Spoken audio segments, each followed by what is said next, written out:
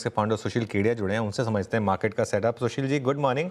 पहले आज global market से शुरुआत करते हैं, क्योंकि काफ़ी मूविंग पीसेस हैं यहाँ। डोनाल्ड ट्रंप साहब आ गए हैं और अगले महीने तो वो कार्यभार संभाल लेंगे। उससे पहले ऑलरेडी चाइना और यूएस के बीच में वो tariff war, tit for tat, वो सब शुरू हो गया है। ऐसे में ग्लोबल सेटअप को कैसे देख रहे हैं आप?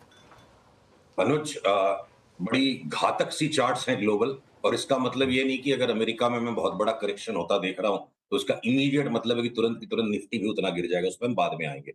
एक बार चार्ट्स को देखते हैं, बड़ी रोचक चार्ट्स हैं। टीसीआर अगर हो सके तो आप कृपया इस चार्ट को दिखाइए, नैस्डैक की, मेरे स्क्रीन पर है। हाँ, देखिए, ये जो टर्मिनल ट्रायंगल पैटर्न बन रहा है, इसके अंदर 1% संभावना होती है कि ऊपर तक ऊपर चलता चला जाए, और 99% संभावना ये है कि नैस्डैक करीब 20% गिर जाएगा तरीके से।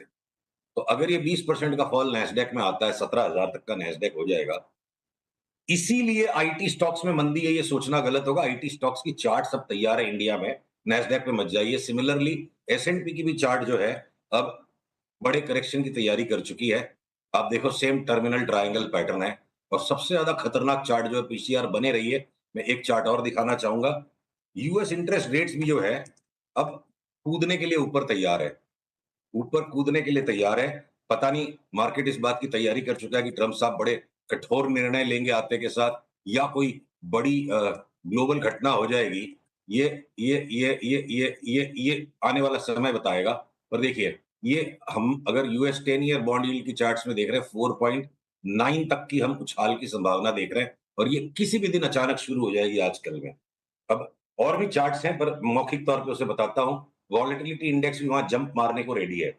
और क्रूड की चार्ट जो सबसे घातक चार्ट है, कि क्रूड लगता नहीं 61-62 की मंदी हो, और ये $100 का आंकड़ा भी पार कर जाए शने शने 1.5-2 महीने में। बिटकॉइन में 35% का कोलैप्स नजर आता है। तो बिटकॉइन रिस्क ऑन का सबसे बड़ा इंडिकेटर है। ये प्योरेस्ट कमोडिटी है, इसमें कभी स्कैरसिटी नहीं होती। पर क्रूड ऑयल में स्कैरसिटी भी फैक्टर काम करता है, और रिस्क ऑन भी।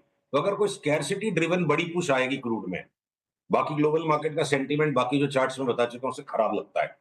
तो क्या पता, मैं अनुमान लगा रहा हूं सारे चार्ट्स को देख के, कि आने वाले दिनों में, अगले 4 से 6 सप्ताह में, कोई भयावह जियो पॉलिटिकल सिनारियो प्ले आउट कर जाए, साथ साथ में ट्रंप के आने के बाद जो एक युग ओके। परिवर्तन सा होगा। तो सुशील, इसमें एक चीज़ है, आपने नैस्डैक पर बड़ी गिरावट की बात की, तो उसमें क्या लीड करेगा? क्या एनवीडिया और टेस्ला लीड करेंगे उस गिरावट को, या बाकी के फैंग स्टॉक्स? देखिए, टेस्ला पे अनुज अपनी बात हुई थी 6 महीने पहले, कि ये डबल हो जाएगा यहां से। और अब टेस्ला के स्टॉक पे हमारी एक बहुत ही रोचक फोरकास्ट है कि आधे से ज्यादा हो जाएगा नीचे, मतलब 50% से ज्यादा गिर जाएगा, हो सकता है 70% गिरे। और कल एलॉन मस्क ने एक बड़ा रोचक सा ट्वीट कर दिया, शॉर्ट सेलर्स की जान जा रही है। एलॉन मस्क, मेरे को लगता है, सट्टा बहुत बढ़िया करता है। जैसे बिटकॉइन में और डोजी कॉइन में भी लास्ट 2-3 साल उनकी बड़ी टाइमली ट्वीट्स होती थी। तो ये जो शॉर्ट स्क्वीज का अंत आ रहा है टेस्ला में, और मुझे लगता है कि टेस्ला $100 के नीचे चला जाएगा, आज की तारीख में $400 के आसपास है, तो एक बहुत बड़ा कोलाहल मच सकता है ग्लोबल मार्केट्स में। और ये जो कॉन्सेंसस है ना, कि गवर्नमेंट फेवरेबल आ गई, अ, और ये पॉजिटिव गवर्नमेंट होती है नॉर्मली स्टॉक मार्केट्स के लिए, टैक्सेस के लिए, और बिटकॉइन भी भाग जाएगा और टेस्ला भी भाग जाएगा, क्योंकि इलॉन मस्क की तो बल्ले बल्ले है। वो बल्ले बल्ले में सारी दुनिया लेगी, तो शाणे बेचेंगे। ऐसी चार्ट्स का सेटअप हमें लगता है। पर हम्म। उतनी एक्सट्रीम चार्ट्स इंडिया में नहीं है। हो सकता है इंडिया मार्केट एक वापस डीकपलिंग का नया दौर दिखा दे, कि एक माइनर करेक्शन ही दे और निफ्टी नया लो न बनाए। हो सकता है बैंक निफ्टी पिछले लो को एक बार रीटेस्ट करे मैक्सिमम। तो इंडिया के मार्केट्स और ग्लोबल मार्केट्स में कुछ डिस्कनेक्ट बन सकता है, ऐसी चार्ट्स में अभी संभावनाएं लगती है। चलिए, अब इंडियन मार्केट पे आ जाते हैं। सुशील, ये तो बड़ी बात हो गई। निफ्टी पर क्या बॉटम बना, और क्या अब हम वापस ऑल टाइम हाई पर जा रहे हैं? और बैंक निफ्टी, यहाँ पर क्या व्यू बन रहा है?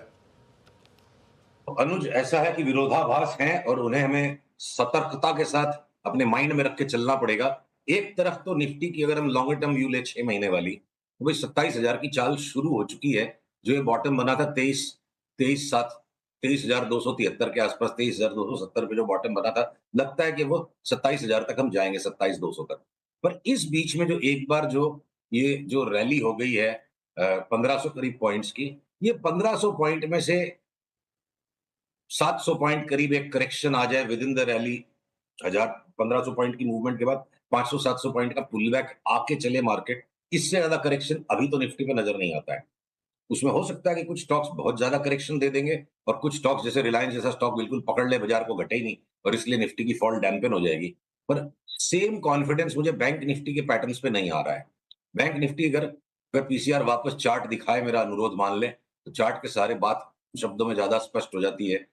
बैंक निफ्टी कोई 200-400 पॉइंट की उछल-कूद अभी भी दिखा दे, थोड़ी-सी माने तेजी का रुख बनाए रखे 2-4 दिन, तो कोई बड़ी बात नहीं होगी। तो जो स्प्रेड है ना, बैंक निफ्टी लगता है कि एक बार बड़ी तेजी पकड़ने के पहले वापस 49,000 के आसपास जाने की रिस्क लगती है। तो अगला करेक्शन आए, उसमें हो सकता है लार्ज बैंक्स में ज़्यादा करेक्शन आ जाए और आईटी के स्टॉक्स में बड़ा करेक्शन आ जाए, और एफएमसीजी और रिलायंस बाजार को सँभाल ले, निफ्टी को सँभाल ले। अभी तक ओके, की चार्ट्स ऐसी हैं, बदल जाएगी तो फिर अगले हफ्ते मुझे नई बात करनी पड़ेगी। चलिए अब बात करते हैं कुछ स्टॉक स्पेसिफिक का। जो आपने मुझे कुछ आपके चार्ट्स भेजे, उसमें आरबीएल बैंक और बंधन पर आप काफ़ी बुलिश लग रहे हैं। किस तरीके के पैटर्न्स हैं यहाँ पर? देखिए, आरबीएल बैंक में ना, अगर पैटर्न्स की बात हो रही है, पीसीआर को वापस चार्ट दिखानी पड़ेगी। देखिए, आरबीएल बैंक में ये जो लेग आया था नीचे से, आ रही है चार्ट, स्क्रीन पर देखते हैं। 2022 में जो ₹75 के भाव से ₹300 तक भागा था, 400 फोर बैगर हो गया स्टॉक 2 साल में। और उस समय भी यही सवाल था जब हमने बात करी थी कि ₹300 हो जाएगा। भाई ऐसा क्या आ जाएगा बैंक में? तो कोई भी आसमान को फाड़ देने वाली या धरती को हिला देने वाली कोई भी न्यूज़ डेवलप नहीं हुई, फिर भी स्टॉक 4 गुना हो गया। ये 4 गुना होने के बाद इसकी जो एक साइकिल करेक्शन की आ गई, अब मेरे को लगता है वापस ये 150 के आसपास का जो बॉटम बनाया है, ये स्टॉक दोबारा 4 गुना होगा यहाँ से। कारण क्या आएँगे? वो कारण जाने बिना अगर हम व्यापार नहीं कर सकते, तो ठीक है, ये मासूम लोगों का स्टॉक है, ज़रूरत से ज़्यादा बुद्धिमान आदमी इतना बड़ा पैसा नहीं बना सकता कभी भी। तो पैटर्न बता रहे हैं, तो ये जो लो था, इस लो को मैं 146 को स्टॉप लॉस रख के मैं अगले 2 साल में 500 से ₹700 तक की चाल का इंतज़ार करूँगा। 4 बैगर यहाँ से लगता है। और बंधन बैंक में भी देखिए, आरबीएल जितनी स्मूथ पैटर्न नहीं है, फिर जितना दबा-दबा के कोई इसका माल लिखता जा रहा है। ये किसी भी टाइम यहाँ से उछले और ये 176 वाला 500 साढ़े 500 हो जाए, ऐसा मुझे लगता है। और ये चाल कब ट्रिगर करेंगे हम? एक्यूमुलेशन हो जाने दीजिए। जब ये लाइन तोड़ेगा 190 के ऊपर, जब बंधन बैंक चलेगा, डिलीवरी उठा के हम बैठ जाएंगे, 500 तक ही लेंगे नहीं। ऐसे पैटर्न्स हैं इसमें। ओके, तो आरबीएल बैंक और बंधन बैंक में शानदार पैटर्न्स हैं। तो सुशील, बहुत बहुत शुक्रिया आज हमारे